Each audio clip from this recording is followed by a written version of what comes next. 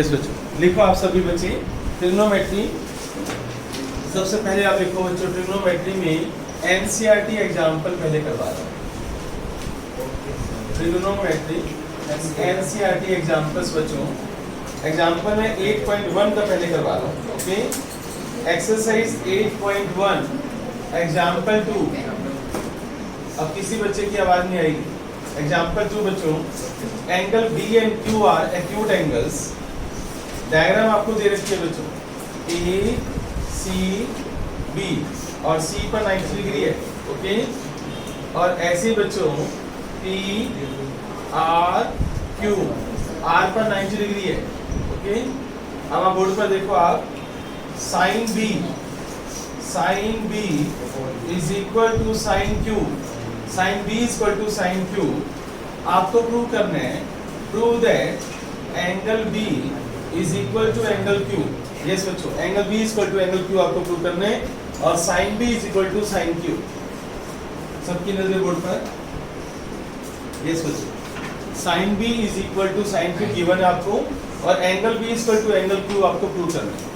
तो कैसे करेंगे बोर्ड पर देखना बच्चों आप। वैसे मैं आपको बता दूं, इधर भी साइन है इधर भी साइन है, तो बड़ी क्लासेस में हम क्या करते हैं कि दिस ये भी sine implies angle B equal to angle Q. लेकिन मैं प्रूव करने जा रहा हूँ, लेकिन आप इसको बड़ी क्लासेस में डायरेक्ट यूज कर सकते हो कि दोनों तरफ tan है तो tan हटा दो, this angle equal to this angle. ये बात समझ गए? आप tan को भी यूज कर सकते हो। ओके, लेकिन अभी मुझे इस बात को प्रूव करना है, तो मैं ऐसे नहीं कर सकता कि sine angle B equal to angle to direct answer लिख सकता, क्योंकि मुझे इसी बात को प्रूव करना है। पर ये समझ लो फॉर्मूला है। ओके, आप किसी और क्वेश्चन में यूज कर सकते हो आप इस चीज को। अब बच्चों साइन बी, बच्चों बताओ एंगल के सामने वाला क्या होता है?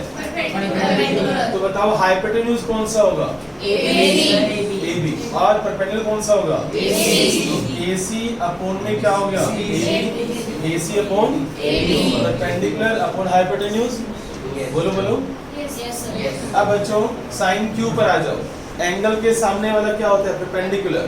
तो ये हमारा P बन जाएगा और ये हमारा H बन जाएगा। तो बताओ PR अपॉन में क्या होगा? PR अपॉन में PQ। क्लियर हो गया?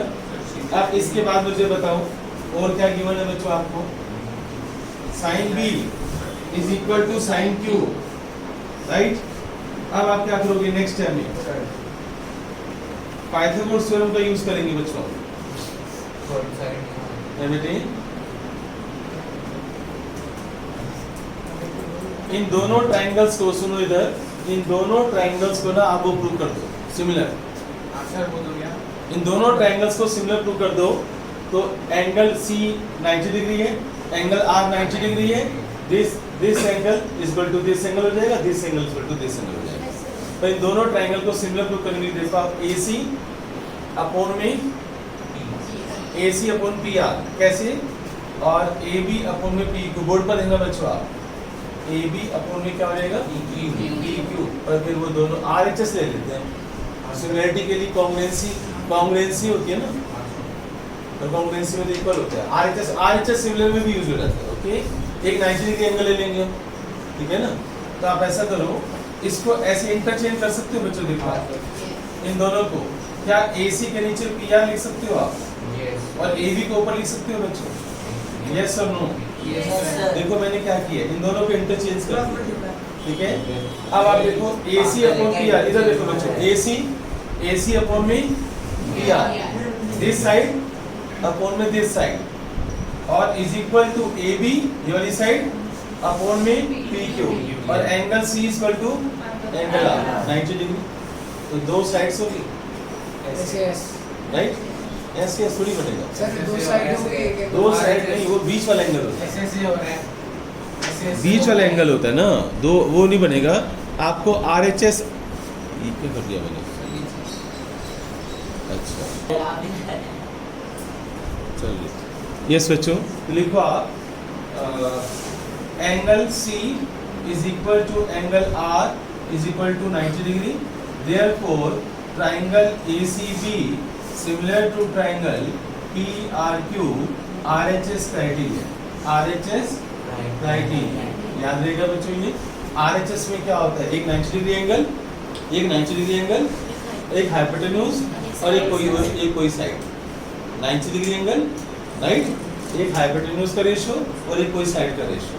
अब बच्चों ये बताओ, अगर ये दोनों ट्रायंगल सिमिलर है बच्चों, तो अब आप लिख सकते हो implies angle B is equal to angle. समझ आ गई ये एग्जांपल तो, ठीक है ना? तो आप इस पर डिफरेंटली लगाना, डिफरेंटली मोस्ट इंपोर्टेंट क्वेश्चंस पे लगाता हूँ मैं। पहले आप नोट कर लो दूसरा क्वेश्चन, फिर बाद में एक ही बात करना, पहले आप बाद में नोट करना। एग्जांपल 3 बच्चों, एग्जांपल 3,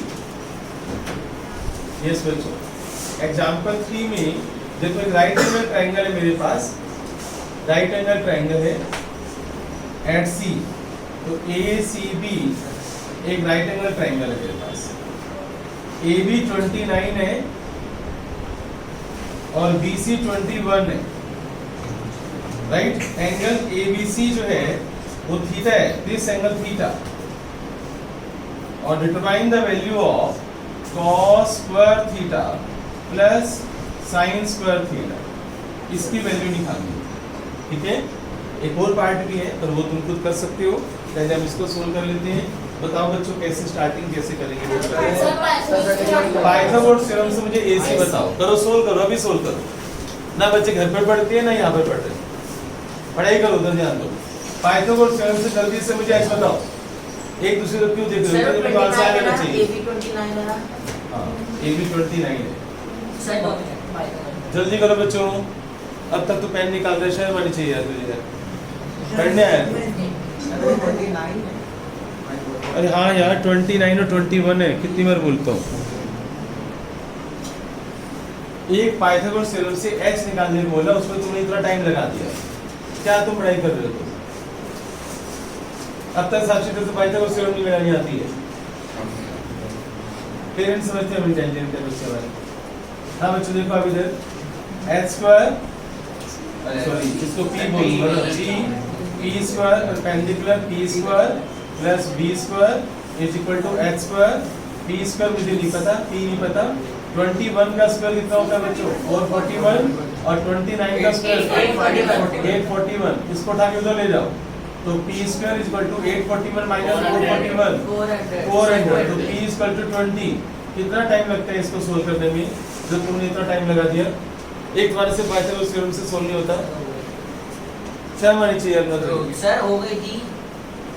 हाँ बच्चों, अब cos थीटा बताओ बच्चों। cos क्या होता है? Base upon hypotenuse.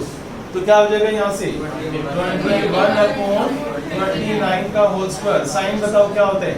p upon h, 20 अपॉन 29 होल स्क्वायर। चलो बच्चों 21 का स्क्वायर क्या होगा? और नीचे 841।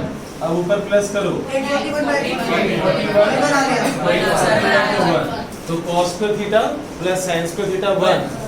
अब सुन लो मेरी बात, खास जो मैं नई बात बताना चाहता हूँ, ये हमेशा बंद होता है।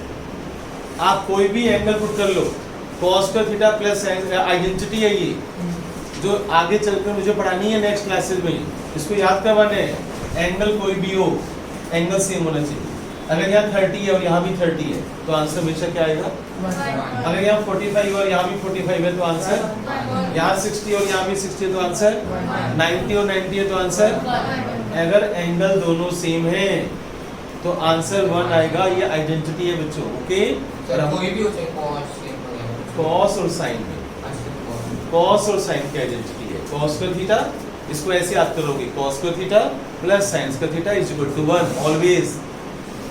समझ गए? मेरी बात समझ आ गई?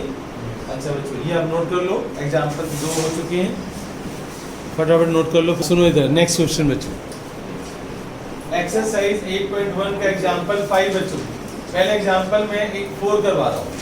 एग्जांपल 4 बच्चों, yes example 4 in triangle, right angle triangle बच्चों गिवन है ये कि B पर राइट एंगल ट्राइंगल है। अब बोर्ड पर देखना, मैं एक डिफरेंट मेथड यूज कर रहा हूँ।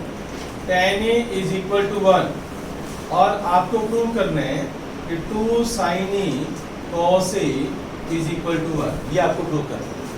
अब सबकी नजर बोर्ड पर, मैं वो मेथड यूज नहीं कर रहा जो एनसीईआरटी में, ओके? मैं एक्सरसाइज 8.1 का मेथड यूज नहीं कर रहा, मैं 8.2 का मेथड यूज कर रहा हूँ। बात समझ आ रही है? 8.2 पढ़ चुके हैं ना? बोर्ड पर देना बच्चों, कितना आसान है बच्चों देखना। और वो वाला एग्जांपल घर में पढ़ के देख लेना, वो तुम्हें मुश्किल लगेगा, ये आसान लगेगा। tan a equal to 1 given है बच्चों आपको। tan a क्या गिवन है आपको? 1। यानी ये वाला एंगल tan a की वैल्यू क्या दे रखी है? 1। बताओ tan में 1 कब आता है, कौन से एंगल पर आता है? 45। ये होते हैं स्मार्ट बच्चे जो फटाफट आंसर देते हैं। क्यों? क्योंकि वो याद किए। वो ये नहीं कहते हम टेबल बनाएंगे, पहले से टेबल बनाएंगे रुझा हुआ, फिर हम उसका उल्टा करके लिखेंगे कॉस में, फिर सर हम डिवाइड करने वाले हैं, 2 मिनट रुक जाओ, सांस ले लो। tan इक्वल टू 1, तो बताओ 1 कौन से एंगल पर होता है बच्चों? 45। तो देखो बोर्ड पर देना, tan 45 लिख दिया। इम्प्लाइज मैंने अभी बताया था, इधर भी 10 इधर भी 10, तो a equal to 45। Angle a की वैल्यू क्या होगी बच्चों? 45। तो एंगल a की वैल्यू 45 आ गई। यहाँ तक कोई डाउट है तो बताओ। अब बच्चों हमें ये प्रूव करना है ना, इसकी LHS ले लो आप। LHS बच्चों क्या है मेरे पास? 2 sin a cos a। अब बच्चों a की वैल्यू क्या पुट कर दोगे आप? 45 और sin 45 की वैल्यू फास्ट जल्दी बच्चों 2 into 1 by root 2 LHS चल रही है प्लस सॉरी into cos 45 की वैल्यू बताओ 1 by root 2 1 by root 2 into 1 by root 2 क्या होता है? 2 से 2 कैंसिल 1 RHS आ गई। ये मैंने 8.2 का यूज किया मेथड का, उन्होंने 8.1 के मेथड से किया हुआ, PBH लेके किया हुआ, उन्होंने साइड्स के रेशियो से किया हुआ, साइड्स के रेशियो से। बात समझ आ गई? क्लियर? पढ़ के देखना घर पर बैठकर। मैंने किससे प्रूव कर दिया? एंगल की हेल्प से। क्लियर हुआ सभी को?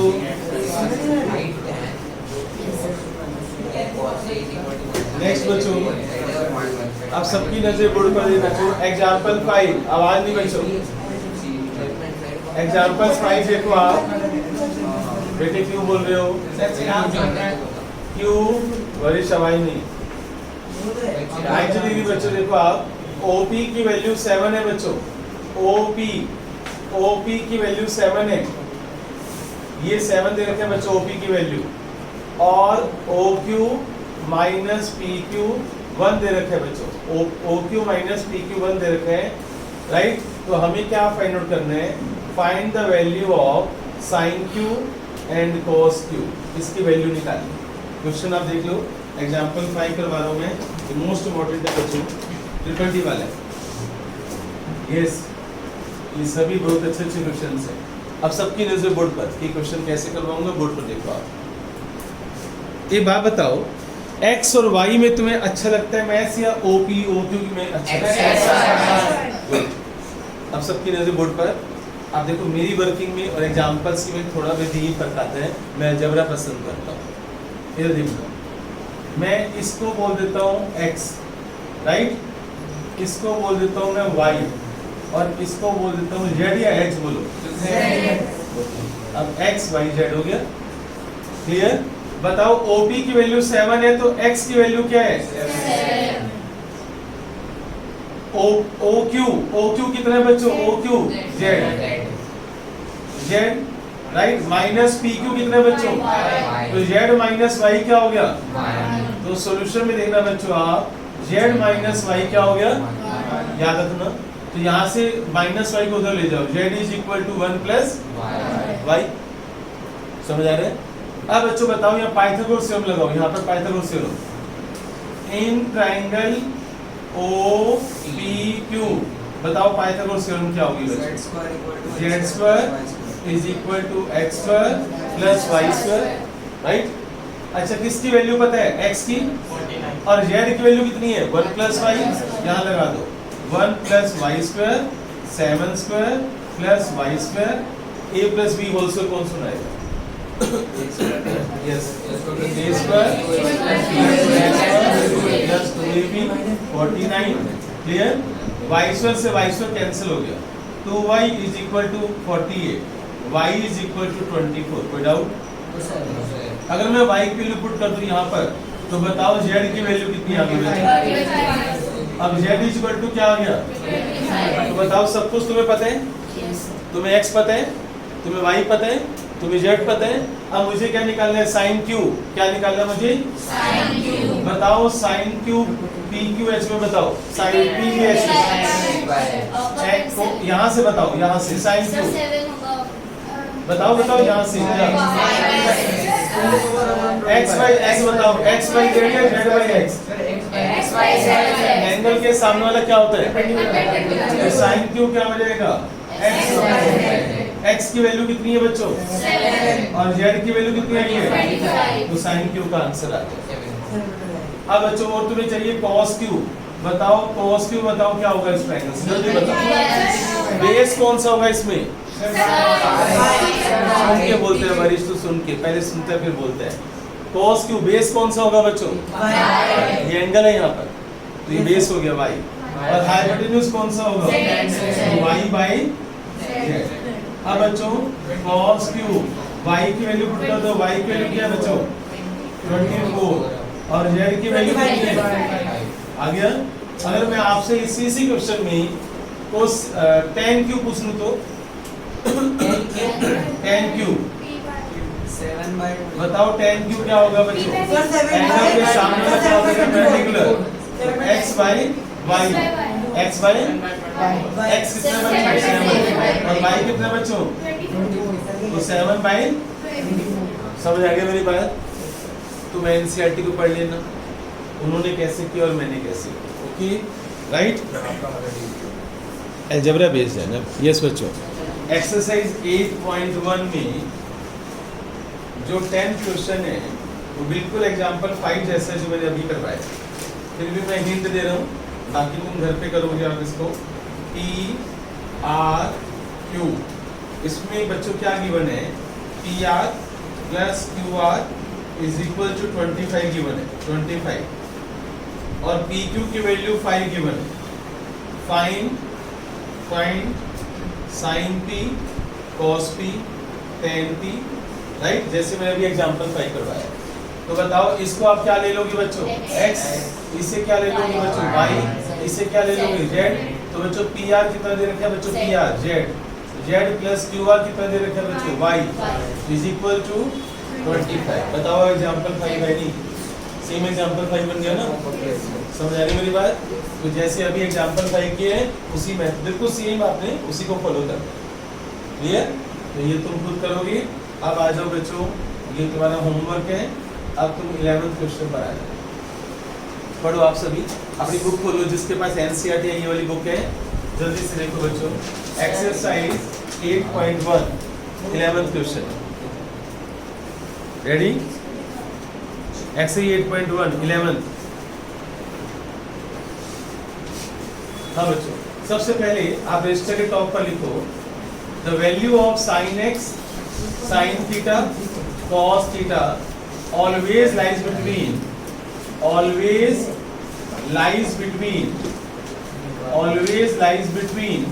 -1 and 1।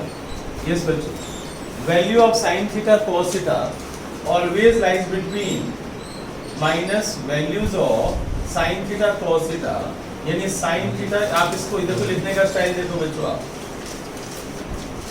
ये बोर्ड पर देखो बच्चों, आप ये मैंने कैसे लिखा है, जिसको नहीं आता वो इधर देखें। ये लेस का साइन है, कौन सा साइन है ये, लेस, यानी साइन थीटा 1 से छोटा है, साइन थीटा 1 से छोटा है और -1 से बड़ा है। फिर -1 साइन से छोटा है ना, तो साइन -1 से बड़ा होगा ना, तो साइन थीटा किस में लाई करता है, -1 और 1 के बीच। ये साइन कौन सा है, इक्वल टू का, नीचे वाला साइन, ये जो लाइन है नीचे वाली कौन सा साइन है, इक्वल टू का, यानी साइन थीटा की वैल्यू -1 भी हो सकती है, 1 भी हो सकती है, पर उन दोनों के बीच में भी लाई कर सकती है, जैसे 1/2, √3/2। भाई √3 कितना होता है पता है तुम्हें, 1/2 कितना होता है बच्चों, 0.5। √3/2 कौन बताएगा बच्चों, √3 होता है 1.732, और इसको तुम 2 से डिवाइड करोगे तो 0.86 बनाएगा, समझ आ रहे हैं।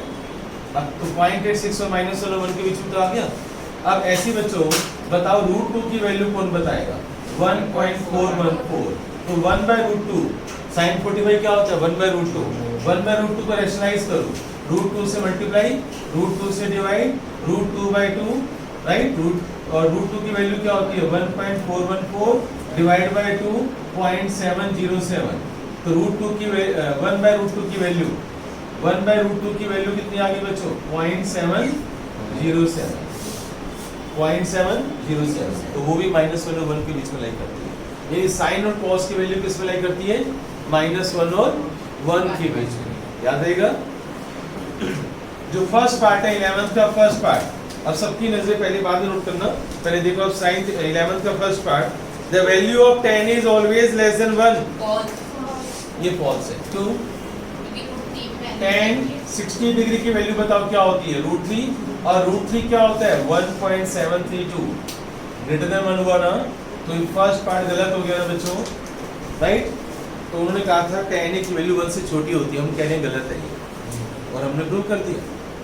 सेकंड पार्ट बच्चों इसका है sec A की वैल्यू 12/5 है, राइट। कोई भी एंगल पर, किसी भी एंगल पर 12/5 है, तो बच्चे ट्रू है या फॉल्स है? sec A साइन और cos की वैल्यू -1 और 1 के बीच में लाई करती है, ट्रू है सर। बाकी सबकी वैल्यू 1 से बड़ी हो सकती है। यस तो सर। sec A ये 12/5 कितना आ रहा है? 2.4, यस सर। यस ट्रू, ये ट्रू है बच्चों। ये लिख लो, रेस्ट ऑफ लिख लो, sec A, cosec A, tan A, cot A, इनकी वैल्यू 1 से बड़ी होगी, इनकी वैल्यू 1 से बड़ी होगी, इनकी वैल्यू 1 से बड़ी होगी, और -1 से छोटी हो, -1 से छोटी होगी। -1 की छोटी कौन सी होती है वैल्यू बताओ? -1 से छोटा नंबर कौन सा होता है? -1 से छोटा नंबर कौन सा होता है? -2, -3, -4, समझ आया? और 1 से बड़ा नंबर तो पता ही है। तो cosec A, cot A, tan A, right, sec A, इन सब की वैल्यू 1 से क्या होती है? बड़ी होती है, और -1 से छोटी होती है। लिख लो ये सारी बातें मैं बोल रहा हूँ, ये बुक में कहाँ है तुम्हारे पास? तुम बैठे हो, मुझे समझ नहीं आ रहा, ये मैं बोर्ड ना बोर्ड पर है ना बुक में, सर कुछ बोल दो सर। बोल चुका हूँ। सर tan A के बाद क्या है? हाँ बच्चे,